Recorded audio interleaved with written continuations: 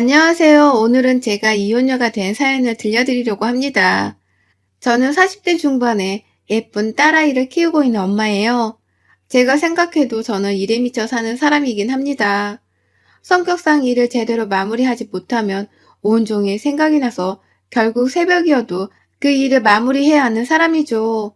이런 성격인데 제 직업 자체가 야근을 밥 먹듯이 하고 일에 실수가 있으면 큰일 나다 보니 이게 합해져서 늘 일에 치여 살곤 했습니다. 새벽까지 야근하는 일이 늘 있는 일이었던 저에게 솔직히 연애는 사치였죠. 그래서 한 번은 진지하게 생각을 해본 적도 있어요. 아, 진짜 나 이러다 시집 절대로 못 가겠다. 고 말이죠. 그러면서 뭐 꼭 시집을 가야 할까? 내가 잘나서 나 잘난 맛에 살아도 괜찮다고 생각을 하면서 살았던 것 같아요. 그러던 저에게 남편이 눈앞에 나타났고 이렇게 바쁜 저지만 그 틈새를 공략해서 참 다정하게 잘도 챙겨주던 사람이라서 제가 사랑하지 않을 수 없었습니다. 결혼 준비를 할 때도 일이 바빠서 난감해하는 저를 대신해서 이것저것 정보도 알아봐주고 공유해주고 그랬던 남편 덕분에 정말 수월하고 편하게 결혼 준비도 할 수 있었어요. 우스갯소리로 이렇게 말한 적도 있습니다. 여보가 돈 벌고 내가 살림해 줄까? 난 진짜 그래도 괜찮아. 당신 때려쳐. 내가 먹여 살 테니까. 좋아하는 일을 하면서 돈을 번다는 그 행복을 저는 대학 졸업 후부터 지금껏 느꼈고 그 덕에 한 곳에서 신입사원부터 높은 위치까지 성장할 수 있었죠. 그래서 정말 제가 벌어도 괜찮았고 남편이 집에서 살림을 해줘도 괜찮다고 생각을 했던 것 같아요. 그치만 남편도 어디까지나 장난스럽게 말했던 부분이었고 저희는 상황이 괜찮을 때까지는 꼭 맞벌이를 하자고 얘기를 나누며 결혼을 했습니다. 결혼 후에는 아이를 낳고 싶었고 너무 좋아하는 편이었지만 야근도 많이 하는 업무 특성상 쉽게 임신을 시도하기가 어려웠죠. 그치만 또 제가 나이가 있으니 미룰 수도 없고 남편과 상의 끝에 특별히 노력까지는 하지 말고 그렇다고 올 기회를 막지도 말자. 자연스레 흘러가는 대로 우리 상황을 맡겨보자고 그렇게 얘기를 했습니다. 그러던 중 저에게 빨리 와주고 싶었는지 결혼 3개월 만에 아이가 들어섰고 그 행복함과 일을 줄여야겠다는 복잡한 감정이 동시에 들었어요. 제가 무슨 부귀영화를 누리겠다고 아이까지 생긴 마당에 무리를 해서 일하고 싶진 않았고 일은 일이고 아이는 또 아이이기 때문에 태어난 아이를 위한 새로운 삶을 살아보기로 했습니다. 제가 근 20년을 한 회사에 다녔기 때문에 제가 임신 사실을 알렸을 때 다행히도 편의를 봐주셔서 야근은 거의 안 하면서 임신 기간을 보낼 수 있었고 육아휴직도 넉넉하게 받을 수 있었죠. 그렇게 아이를 어느 정도 키우고 어린이집을 보내면서 저는 예전에 일에 미쳐 살던 바쁘던 모습으로 돌아가게 되었고 남편이 주로 퇴근 후 아이를 케어해주고 저는 퇴근하고 늦은 새벽이고 쪽잠을 자더라도 남편과 아이를 위해서 아침밥을 미리 해두거나 밀린 집안일을 하고 자는 게 늘 제 일상이었습니다. 제가 이렇게 바쁘게 사는 걸 아는 시모는 저에게 늘 이렇게 말했어요. 아니 그럴 거면 그냥 민재가 집에서 애 보고 살림하는 게 좋지 않겠냐?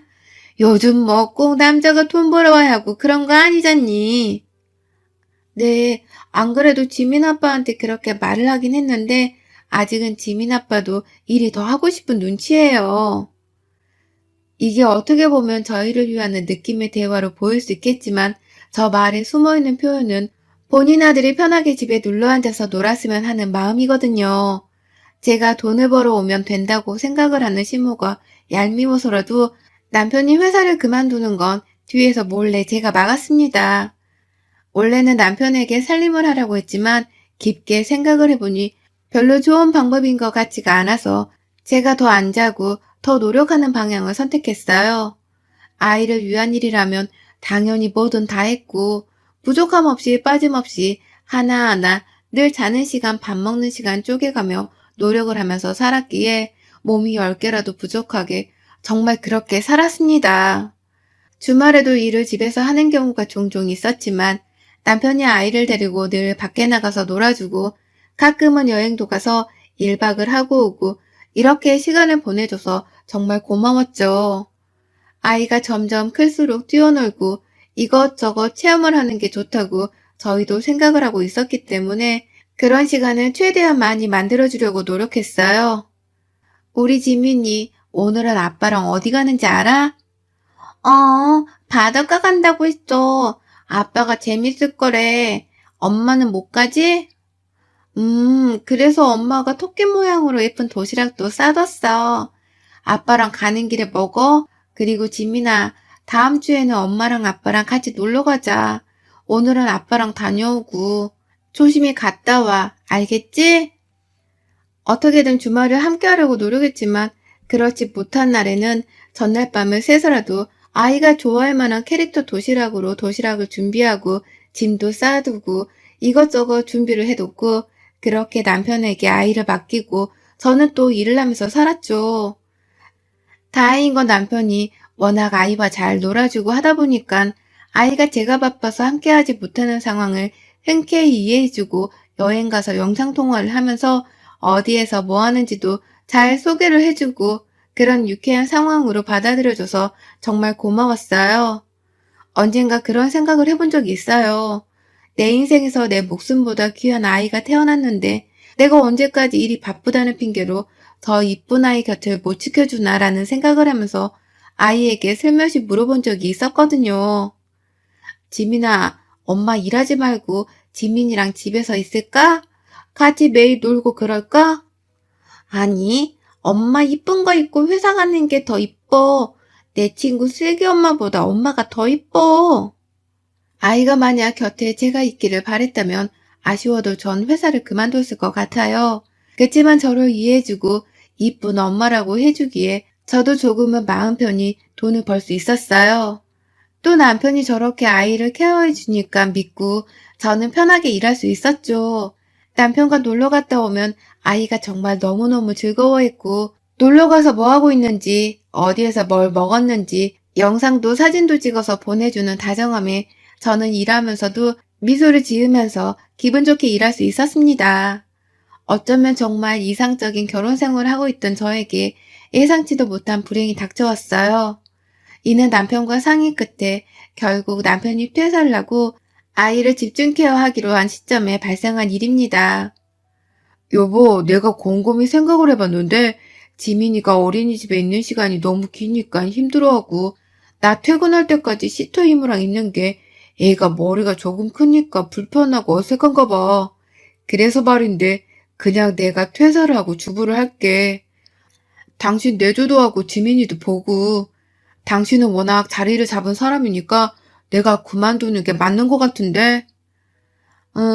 안 그래도 나도 계속 내내 마음이 불편하긴 했는데 사실 당신이 일 그만두고 너무 백수처럼 놀기만 할까 봐. 그것도 난 걱정되더라. 퍼지고 귀찮아하고 그럴까 봐. 당신 그럼 살림하고 지민이 보고 그러면서 운동도 배우고 싶던 것도 배우고 그래. 마냥 얘만 바라보면서 집에서 있지 말고. 그래, 무슨 말인지 알아. 나도 언제고 다시 회사로 복귀할 수 있으니까 자격증도 미리 따놓고 그럴게. 남편이 퇴사를 하고 약간의 불안함이 있었지만 그래도 딸아이가 너무 좋아하는 게 제 눈에도 보여서 진작에 이렇게 할 것을 후회가 되긴 했어요. 남편이 집에서 아이랑 있는 시간이 많아지니까 제가 한결 편한 마음으로 일할 수 있었어요. 어느 날 남편이 약속이 있다고 나간다 해서 제가 딸아이 저녁을 먹이고 있는데 아이가 그러는 거예요. 엄마도 큰엄마랑 같이 놀고 싶지? 무슨 큰엄마 지민아? 지민이가 큰엄마가 어딨어? 이모 말하는 거야? 아니야. 엄마는 큰엄마랑 안 놀아서 모르지. 큰엄마랑 아빠랑 지민이랑만 몰래 노는 거니까. 뭔가 딱 들어도 이상한 내용이었고 많은 생각이 들면서 아이한테 더 물어봤어요. 아, 그렇구나. 큰엄마랑 아빠랑 지민이만 엄마 빼고 놀았구나. 언제 놀았는데? 지민이랑 아빠랑 놀 때 큰엄마랑 같이 놀아. 느낌이 쎄한 게 딱 봐도 이건 바람이구나 생각을 했지만 설마 했던 게 딸아이와 함께 떠난 여행에서 바람을 핀다는 것 자체가 상식적으로는 도무지 이해할 수 없었고 괜히 바로 물어봤다가 아니기라도 하면 난감해질 것 같아서 정확한 증거 같은 걸 찾아야겠다. 뭔지 더 캐봐야겠다 생각했어요. 그주 주말에 일이 없었지만 있다고 거짓말을 하고 아이랑 남편을 여행길에 보냈어요. 남편의 숙소를 예약한 어플 아이디 비밀번호를 제가 알고 있었기 때문에 그걸 이용해서 어디 숙소로 가는지를 알고 있었고 너무 뒤를 밟으면 걸릴까봐 시간차를 두고 저는 그 숙소로 바로 향했습니다. 도착해서 보니 남편 차가 없길래 제가 잘못 온 건가? 정말 황당했지만 혹시 몰라 펜션 주인분께 예약자 중 남편 이름을 확인했더니 있다고 하더라고요. 그래서 멀찌감치 주차를 하고 기다렸습니다. 남편 차와 그 뒤에 차 한 대가 더 따라 들어왔고 그 광경은 정말 충격적이었어요. 너무 해맑게 웃고 있는 제 딸아이의 손을 잡은 큰엄마로 추정되는 여자와 남편이 한 차에서 내리며 마치 한 가족처럼 보이더라고요. 그리고 뒤따라온 차량에서는 저희 시댁 식구들 시무시부 신우가 내렸습니다. 정말 너무너무 충격을 받아서 이게 뭔지 이 상황을 받아들이는 게 쉽지가 않았어요. 이 모든 모습들을 사진을 찍어뒀고 더 정확한 증거 같은 게 필요한데 저 안에 딸아이가 있으니까 무작정 들어갈 수도 없고 머리를 한참 굴렸습니다. 그러다 신우에게 전화를 했어요. 아가씨, 재밌게 놀고 있죠? 아, 네. 언니 무슨 일로? 아, 별건 아니고 잠깐 나와서 전화 좀 받을 수 있어요? 아가씨한테만 할 말이 조금 있어가지고. 그 말에 신우는 나와서 전화를 받았고 저는 신우 앞에 나타나 조용히 하라며 제 차로 끌고 들어갔습니다. 전화해서 친구 일로 통화 길어질 것 같다고 우선 말해요. 오빠한테 티내지 말고. 티내거나 하면 지금 아가씨가 저한테 받는 지원 다 끊겨요. 여기서 제가 신우에게 하는 지원은 신우가 이혼해서 애를 혼자 키우고 있거든요. 그것도 남편이 바람나서 생활고가 심각했던 상황이라 안쓰러운 마음에 매달 도움을 조금씩 주고 있던 지원을 말한 거예요. 아, 오빠, 나 친구가 일이 좀 생겨서 통화하는데 그게 길어질 것 같으니까 신경 쓰지 말고 놀으라고 전화했어. 혹시 몰라서 전화 끄는 것도 확인하고 얘기를 했습니다. 지금 이 상황에 대해서 나한테 설명해줘요. 한참을 망설이는 신우는 에라 모르겠다 싶었는지 말하더라고요. 언니, 어떻게 들릴지 모르겠지만 저도 힘들었어요. 아시다시피 재훈이 아빠도 바람나서 이혼하고 저 힘들게 살고 있는데 오빠가 바람 피는 거 알고 뜯어말리고 욕도 하고 그랬는데 저 둘 절대 못 헤어질 거예요, 언니. 못 헤어진다. 왜죠? 저도 20대 때 만난 사이예요. 저 언니랑 결혼 안에 뭐네 했었는데 결국 헤어지긴 했지만 워낙 서로 좋아했고 그런 사이라서 저희 부모님도 잘 알고 있었고 둘이 헤어졌을 때 엄마가 정말 많이 우셨어요. 그런 사이인데 이번에 어떻게 다시 만나서 저러고 있는 거거든요. 들어보니 저 언니도 이혼하고 오빠 찾은 것 같은데 쉽지 않을 거예요. 솔직히 이제 와서 언니한테 할 말은 아니지만 저도 뭐 사는 게 팍팍하고 바쁘니까 솔직히 방관한 거 인정하고 죄송해요. 그래도 언니가 지원을 끊어도 괜찮은데 신우관계를 떠나서 같은 여자로서 제가 도와줄게요, 언니. 우리 오빠 버려요. 저 지금 너무 당황스럽고 어이가 없는데 그니까 저 둘이 죽고 못 살았던 사이고 다시 붙은 거라는 거죠? 대체 언제부터요? 아니 바람 피우는 것도 모자라서 우리 지민이를 데리고 저랬다는 게 전 지금 너무 화가 나요. 이 사실을 제가 안 지는 얼마 안 된 상황인데 들어보니 저희 부모님이랑 오빠랑 저 언니랑 지민이 이렇게는 이미 2년 정도 이런 관계로 지냈더라고요. 제가 대신 죄송해요, 진짜 언니. 할 말이 없고 면목이 없어요. 하, 진짜 아가씨는 본인이 그런 상황을 겪었으면서 어떻게 묵인할 수 있어요? 제가 매달 아가씨 도와주면서 연락도 그렇게 자주 했는데 저한테 말이라도 해줬어야죠. 솔직히 이번에 제가 몰랐으면 아가씨가 저한테 말이나 해줬겠어요? 선의를 베풀었더니 뒤통수를 쳐버리네? 애랑 죽든 살든 냅뒀어야 했는데 괜한 선의를 베풀었다 싶네요, 정말. 그래도 아가씨 덕분에 자세한 내막을 알 수 있었고 그간 도움받은 게 미안했던지 펜션 안에서의 상황을 영상 촬영하고 사진으로 촬영해서 저한테 보내줬어요. 너무 믿었던 사람에게 큰 배신을 당했고 거기에 제 아기까지 건드려 더러운 불륜 현장에 노출시켰다는 게 너무 열이 받아서 철저하게 짓밟아주겠다고 다짐했습니다. 평소처럼 아무렇지 않은 척했고 회사에 양해를 구해 휴가를 내고 집중적으로 시댁과 남편을 잡을 준비를 했습니다. 변호사를 찾아가서 현 상황과 증거들을 제출하고 위자료 재산 분할 등에 대해서 완벽하게 다 상담을 마친 뒤 제일 중요한 양육권 역시도 당연히 제 몫이라는 확인을 하고 아가씨가 말해준 시댁에서 주말에 모인다는 소식을 접하고 그날을 디데이로 결정해뒀습니다. 사실 많이 무너지고 두렵고 아팠지만 저에게는 그런 감정을 느낄 시간이 없었고 하루빨리 이 그지 같은 상황을 정리하고 아이를 데리고 나와 새로운 출발을 해야 한다는 생각이 너무 커서 정리하는 데만 휴가를 다 사용했죠. 저 짧은 시간 동안 정말 이를 악물고 이혼 준비에 아이랑 다시 시작할 집과 새 어린이집 정말 많은 준비를 하면서 보냈습니다. 불행한 저를 위로라도 하듯 집도 그렇고 생각보다 만족스러운 조건으로 시작할 수 있었죠. 신우가 말한 날 전날부터 남편은 제 아이를 데리고 여행을 간다면서 나갈 준비를 했고 이날은 상간녀 집에 간다는 걸 저도 알고 있었지만 냅뒀습니다. 왜냐? 전날은 저와 아이 짐을 모두 빼서 새로운 곳으로 이사를 하는 날이었기 때문이죠. 펜션을 놀러가는 척 해야 하니 늘 그렇듯 이른 오전에 아이를 데리고 나갔고 그래도 혹시 몰라서 늦은 오후 3시쯤 이사업체를 불렀어요. 그렇게 남편 놈 짐만 빼고 저와 아이의 짐 그리고 제가 산 모든 가전들도 싹 새로운 집으로 옮겨버렸습니다.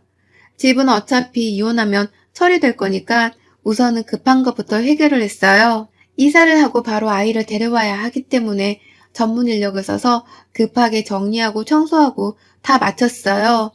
솔직히 저 혼자라면 절대 이렇게까지 이 악물고 필사적으로 모든 준비를 하지 못했을 건데 아이를 생각하니 정말 못할 게 없더라고요. 모든 준비를 마치고 전날 혼자 소주 한 잔을 하면서 많이 울었습니다. 이 악물고 독하고 아무 생각 없이 척척 준비를 하긴 했지만 저도 사람인지라 너무 아팠어요. 남편의 배신에 치가 떨렸고 모든 분노의 감정은 바로 다음날에 터뜨리기로 했죠. 혹시 몰라서 신우에게 새 주소도 알려주지 않았고 제가 도착할 때 맞춰서 신우가 아이를 데리고 신우네 집으로 가 있기로 했습니다. 뭐 좋은 광경이라고 절대 아이한테 보여줄 수 없었어요. 제가 인터폰에 보이면 혹시라도 웃기게 그 여자를 숨기는 상황이 생겨버릴까 싶어서 인터폰에 얼굴이 나오지 않게 계속 초인종을 누르니 시모가 화를 내며 문을 열더라고요. 아니 대체 누가 초인종을 자꾸 눌러? 저예요 어머님. 저를 보자마자 두 손으로 입을 막고 기겁을 하는 시모를 제치고 안으로 들어갔는데 거실에 다들 모여서 영화를 보며 팝콘에 과일을 먹고 있더라고요. 기겁하며 달려오는 시모와 너무 놀라 아무 말 못하는 남편 그리고 상간녀 시부까지 참 목 같았습니다. 다들 여기서 뭐 하세요? 우리 지민이 데리고 여기서 가족놀이라도 했어요? 진짜 제정신들 아니야 당신들. 야 이민재 전현이 그렇게 좋으면 나한테 당당하게 말을 해서 헤어지고 만나면 될 것을 왜 내 새끼까지 더러운 불륜 현장에 노출을 시켜? 왜? 전현도 나도 둘 다 데리고 있고 싶었어? 너 정신병자야? 사이코야? 어떤 애비가 자기 딸을 데리고 불륜을 하러 다니냐? 미친 거사. 하긴 니네 부모를 보니 알겠다.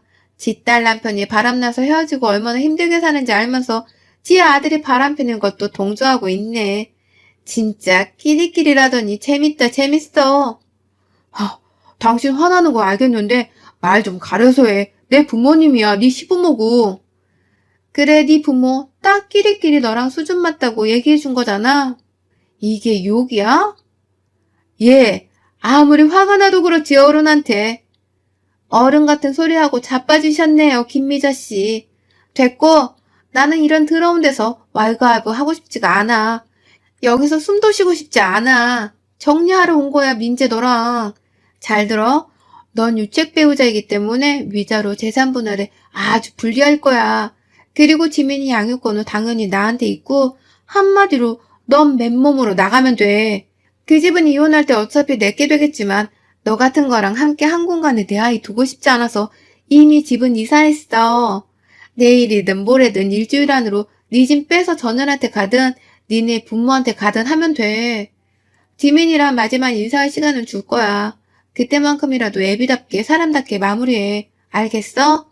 아 참, 혹시라도 이혼 안 하네 뭐네 할까봐 소송으로 준비를 해뒀으니까 쉽게 갈 건지 어렵게 갈 건지 선택은 해. 선택권 줄게. 당신 대체 이게 다 무슨 소리야? 여보, 무슨 갑자기 이혼이고 이사는 무슨 소리야? 아유, 그래, 승자야. 너가 지금 너무 화난 건 알겠는데, 지민이도 있는데 이혼이 뭐 쉽니? 진짜 웃겨 죽겠네. 저기요, 김미자 씨. 본인 둘째 사이 바람피고 뒤집어졌을 때 아가씨한테 뭐라 했어요? 바람피는 새끼들은 싹을 잘라야 한다고 절대 뒤도 돌아보지 말고 헤어지라고 하지 않으셨나? 아까도 말했지만 이런 인간들 사이에서 숨쉬고 있는 것도 불쾌하니까 말 길게 하지 마요, 우리 서로. 아, 진짜 지민 엄마. 내가 다 설명할게. 시간을 줘. 집으로 가자, 우선, 응? 어차피 이 여자는 그냥 그런 거지, 그런 게 아니야. 뭐? 야, 이민재. 너 왜 나를 들먹여? 미쳤니? 상간녀는 찍소리도 못하고 조용히 있다 남편이 본인을 비하하듯 말하니 그때서야 소리를 지르고 아주 둘이 제 앞에서 개싸움을 하더군요. 아우, 시끄럽고 둘이 살든 싸우든 나 나가고 해. 그리고 야, 첨년. 얄미운 너를 내가 어떻게 할까 곰곰이 생각해봤는데 너 같은 거 이미 쫑난 인생인데 뭘 더 하나 싶더라고. 그래서 가볍게 상간녀 소송 정도로만 하고 넌 냅두려고 해. 내가 안 건드려도 이미 네 인생 시궁창이던데 어떻게 저런 급이 감히 나를 상대로 참. 말하자마자 야야 하면서 소리를 지른 첨년과 남편 그리고 시댁 식구들을 뒤로하고 끝을 냈습니다. 울고 불고 빌고 할 수 있는 걸 다 하는 듯 했지만 눈 하나 깜빡하지 않았고 약속대로 아이에게 아빠와 이별할 시간을 주면서 아이가 아빠를 워낙 좋아했기에 주기적으로 저와 함께 동행하는 조건으로 아이와 밥 한 끼 정도는 하는 걸로 종결했어요. 아이가 이혼이 뭔지를 그 어린 게 알더라고요. 어떻게 설명해 줄지 참 난감하고 마음이 불편했는데 먼저 선뜻 새로운 집에 저와 둘이 살면서 지금 엄마랑 둘이 있는 것도 좋다고 해주더라고요. 급여를 덜 받는 걸로 근무 시간을 확 줄여 오직 서로뿐인 저와 제 아이 이렇게 둘이 다시 행복하게 살고 있습니다. 여러분의 생각은 댓글로 남겨주세요. 오늘도 시청해 주셔서 정말 감사합니다.